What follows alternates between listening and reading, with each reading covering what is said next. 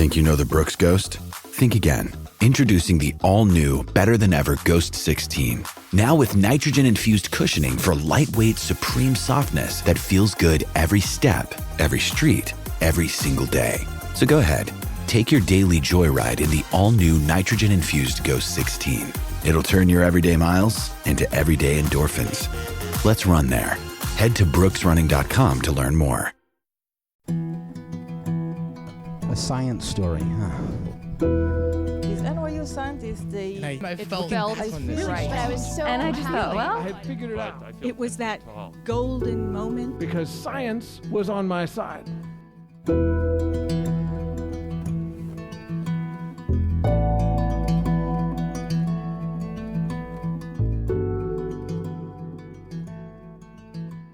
Hey everyone, welcome to The Story Clatter, where true personal stories about science help us to discover just how weird and wonderful it is to exist in this world and be a human. I'm your host, Jerzy Gwiazdowski, and today our stories explore how we say and pronounce words and names. More specifically, we're looking at mispronunciations. If you're like me, little mispronunciations like Pacific instead of specific can make you go nuclear.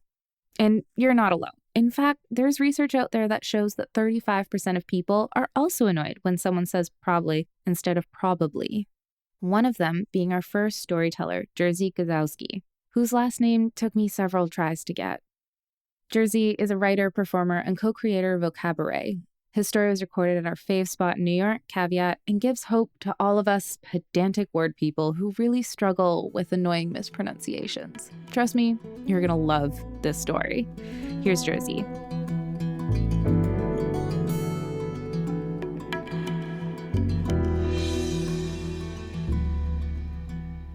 I need you. Those three little words that are very nice to hear. I heard them while I was sitting on the bench of a junior varsity basketball game. I was 13 years old, and it was my coach that said it. I was very used to being on the bench, but I felt his big hand collect me by the scruff of my uniform, lift me up with his arm out of my seat, and push me toward the scorer's table to check into the game. Now, I love basketball. I've loved it my whole life. And I thought this is going to be a moment where my direction changes forever. This is an opportunity to be a hero. So I took a minute to let it sink in.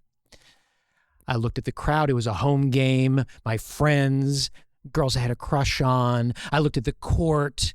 Players were looking at me like, why is he coming into the game in this very crucial moment? They were a little bit surprised. And it was a moment of great directional change for me in that I was immediately pulled backward once my coach realized that he grabbed the wrong player. Pushed back down onto the bench, and he went off and found the correct person. So in real time, the experience went a little something like this. I need you. No, not you. I've heard that a couple times throughout my life since.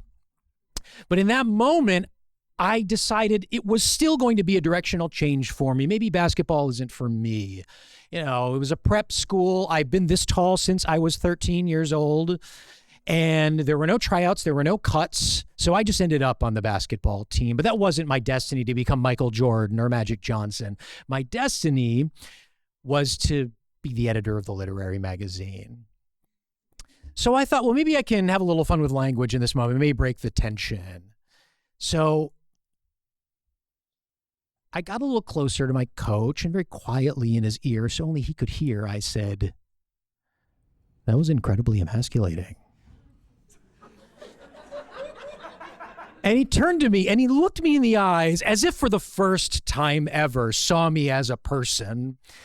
And his head started doing little bird-like movements as if he was glitching internally. And then I decided to double down. And I said, it looks like you grabbed the wrong Jerzy. Jerzy is my name. So that made that a pun.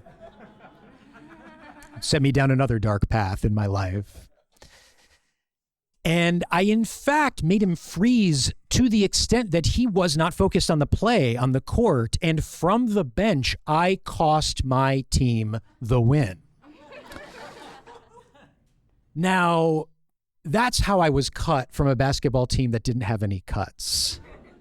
But it was fine because I realized I don't need basketball because I have language. I wasn't good at understanding the systems of basketball in the doing of it. I could watch it, I could appreciate it, but I couldn't do it when I was under pressure. But what I was good at was language, right? I was able to, in that moment, deflect the shame from everybody in that arena and that I was feeling on myself through a little bit of language. I had been good at language since I was very young. I was placed in all the advanced classes. I was given advanced texts. I was tutoring other students. But not only was I getting good grades and being advanced through school, which is why I was 13 when I was on the junior varsity basketball team at this height,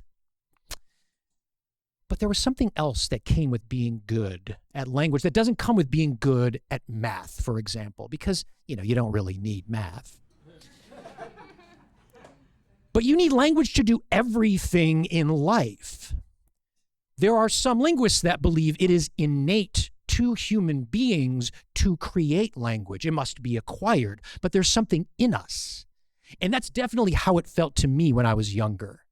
It just made sense. The understanding of it, watching it from afar, doing it, communicating with people, synthesizing large blocks of language, understanding syntax, grammar, semantics, morphology. I didn't know those words at the time, but that's what I was doing.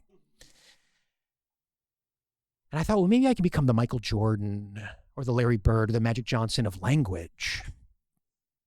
But that might have been a little aspirational. I aspired to be the God Shamgod of language.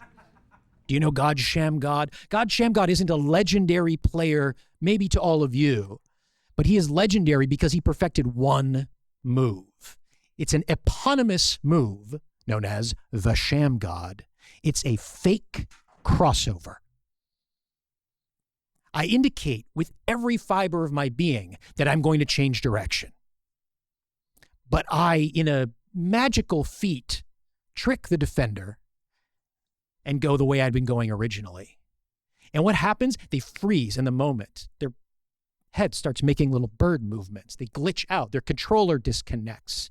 They have analysis paralysis. They go into the centipede's dilemma.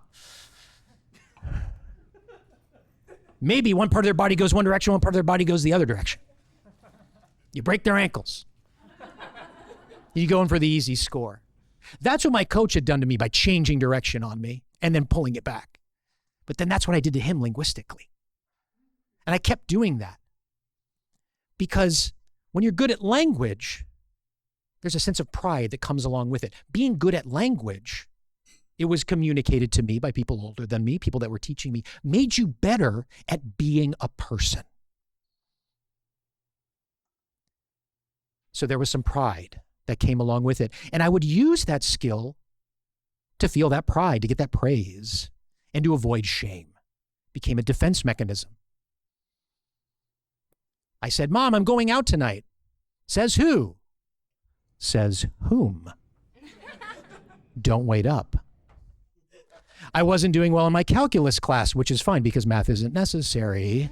And I pitched my teacher, what if I wrote a paper explaining why calculus is important? Could I pass the class without doing any actual calculus? Shamgod. I need you. No, not you. You grabbed the wrong jersey. Shamgod. I kept doing this through my life. It helped me defend myself. It helped me protect myself. It helped me feel that pride, get that praise, and avoid that shame.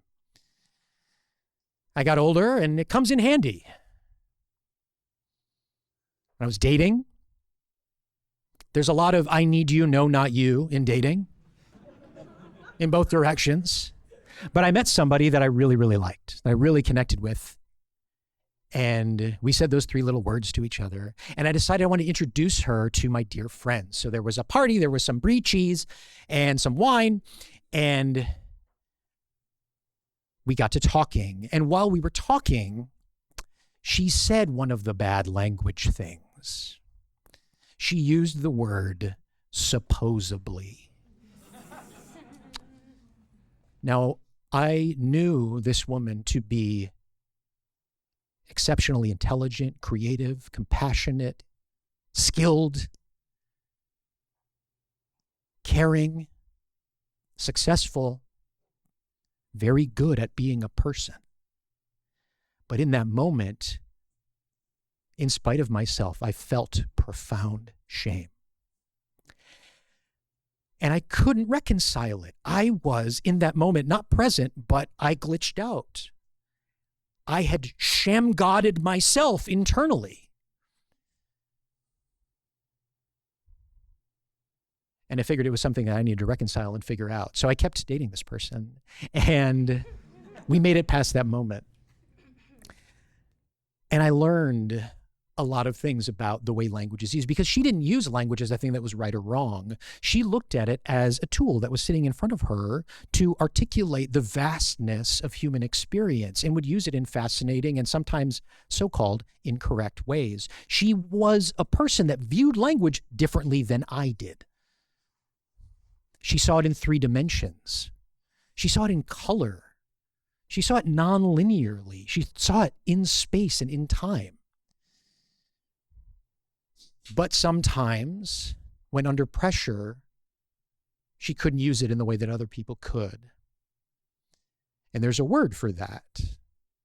Those people are called dyslexic, which is a word that means bad language things. I think that's unfair. I've always thought that that's unfair. Because the difference between language and basketball is that if you're bad at basketball, as I am, you're not put in one of 2 categories: basketball competent or dyshoopic. Because not everyone is expected to be good at basketball. But when someone processes language differently than is expected, they are also subject to unique experience and education. They might be put in classes for people with disorders. There is an order to the way that we communicate. You are outside of that order. You are out of order. And that seemed to me incredibly unfair. And as we kept dating, I kept finding myself surprised at the way that she would use language, and realized I actually didn't understand what the fuck language was for. It was to say the truest possible thing with the tools that we were given. We'd be with each other. She'd say some malapropism. She'd say troglodyte instead of trilobite. Sham God. I would freeze.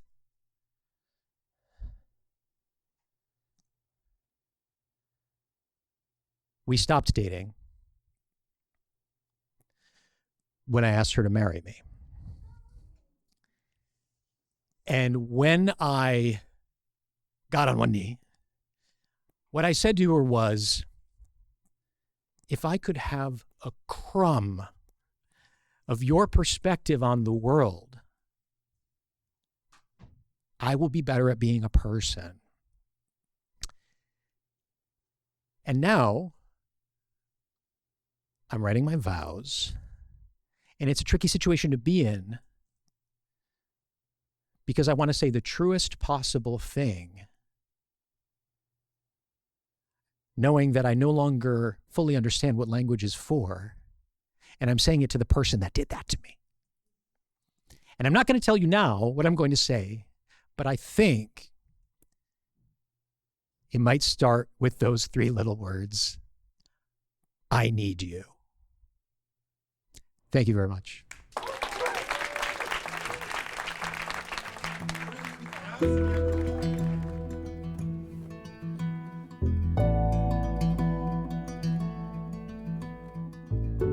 That was Jerzy. To learn more about him, visit our website, storyclatter.org. Being a storyteller on our stage is just one way to make Storyclatter happen, but if standing alone in the spotlight in front of an audience doesn't speak to you, maybe becoming a Storyclatter donor might be more your speed. Storyclatter donors play a vital role in our ability to bring you this podcast. We're in this together. Storyclatter is one big experiment that's designed to connect us around our love of discovery, curiosity, and the natural world. If you believe in the power these stories have and this mission, please donate to the Storyclatter at storyclatter.org/donate. The most popular level is $10 a month, and you can make your tax-deductible donation at storyclatter.org/donate. But really, any level makes a difference, and we're so grateful to everyone who supports Storyclatter. Our next story is from Casie Caldwell. Casie is a pickleball enthusiast and marketing consultant. Her story was recorded at Wild Detectives in Dallas, Texas last year, and if you have a name that is constantly mispronounced and it makes you see red, you're gonna relate to Casie's story. You'll also learn why name mispronunciation is so irksome. I can't wait for you to hear this story. Here's Casie.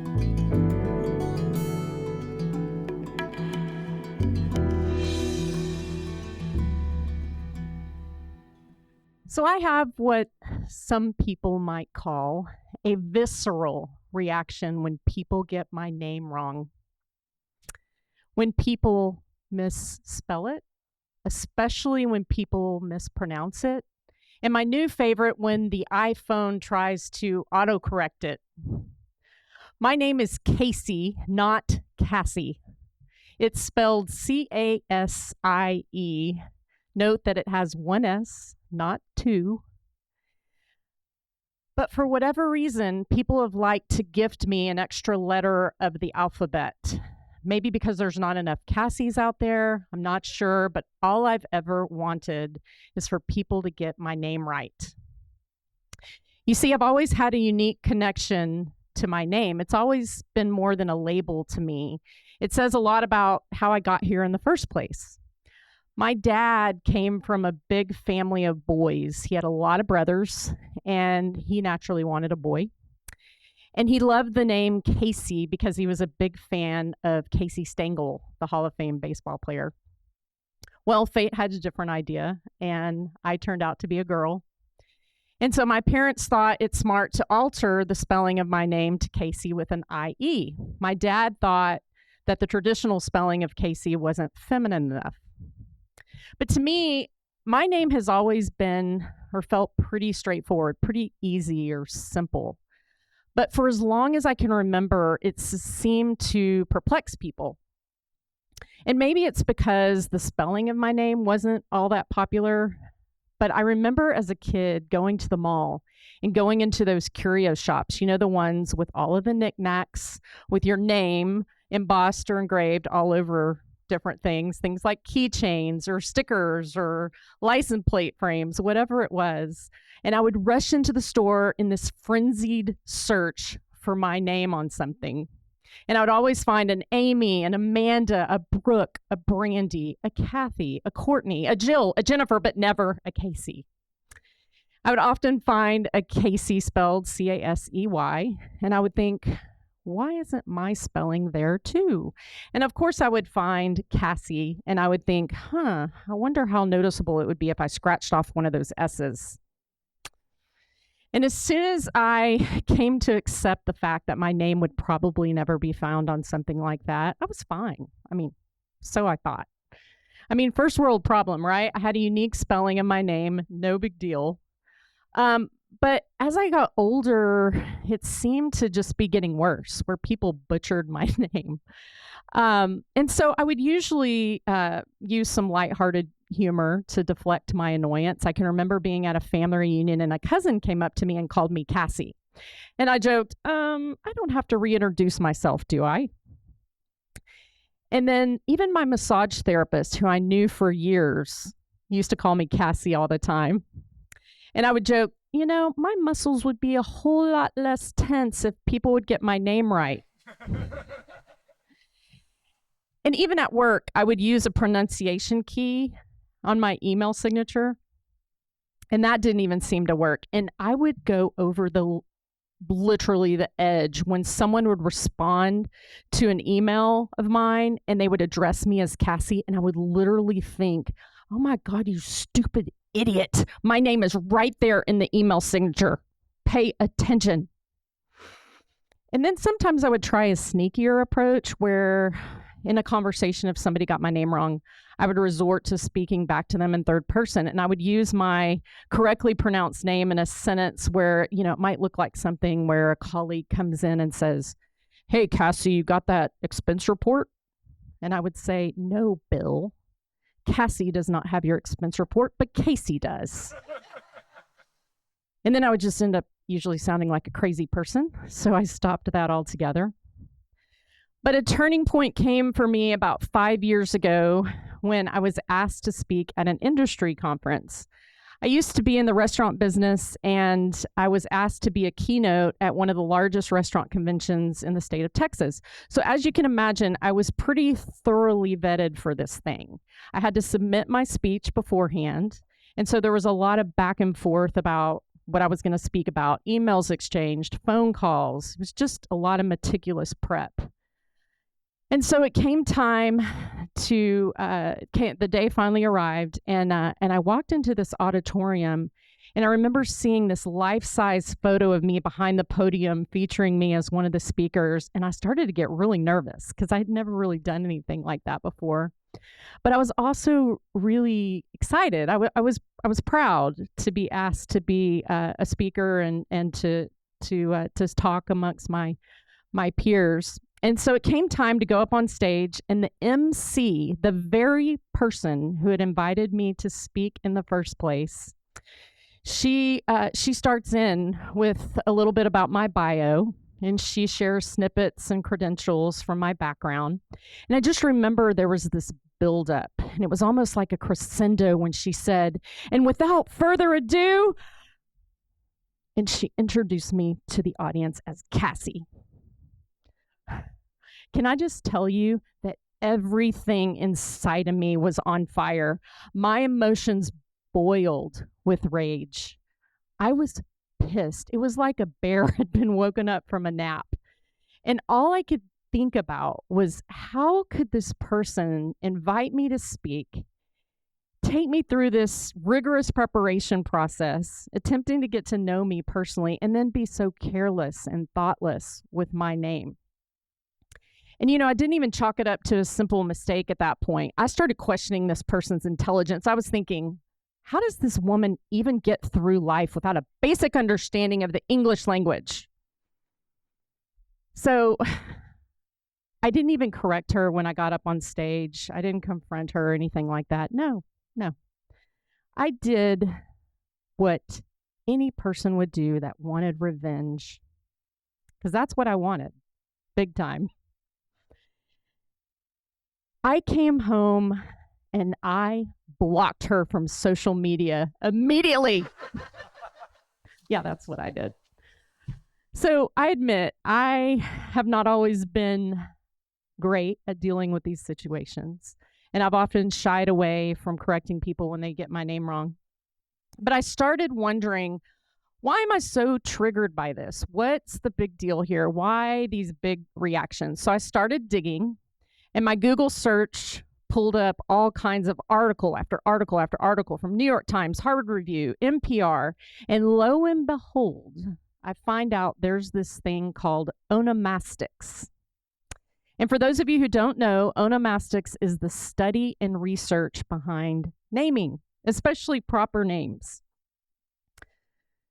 And what it told me was that, what it proves is that there is a sociological and psychological connection to our names that we often don't even realize. Aha! There it was in black and white, telling me what I needed to know all of these years. Basically, a person's name is the single-handedly the most significant connection that we have to our individuality. Sometimes a person's name is the most important word in the world to someone. Sometimes it's the biggest connector that we have to a family history or even our culture. Well, let me tell you, onomastics had me wanting to do some gymnastics because I felt justified. I felt validated in my name rage, as I like to call it. So it was really like a veil had been lifted, and not only did I understand finally that this was, showing a sign of respect, but it was important. It showed me why it's important to get people's names right. And it wasn't until this discovery that I became less embarrassed about having to correct people. And I didn't joke anymore about it. I corrected people with confidence and authority. And the other thing that I stopped doing was I stopped faking and altering the spelling of my name. So, for instance, if I went to a restaurant and there was a wait list, I would often put my name on the wait list as Casie with an EY or K.C. period, just to make it easier for someone. And every time I did that, I realized that I was chipping away at my own unique individuality. So, do I still get a little feisty when people get my name wrong? Sure, I do. I admit it. But I did something really fun a few years back. I found out that Coca-Cola was selling personalized and customized bottles of Coke, cans of Coke, as a part of one of their advertising campaigns. And I'll show it to you. It sits on my desk today, and I bought one immediately because it was my opportunity to finally get something with my name on it. See that? It says CASIE. And no offense to all the Cassies out there, but it is a fun reminder that I will gladly share a Coke with those who never call me Casie ever again. Thank you.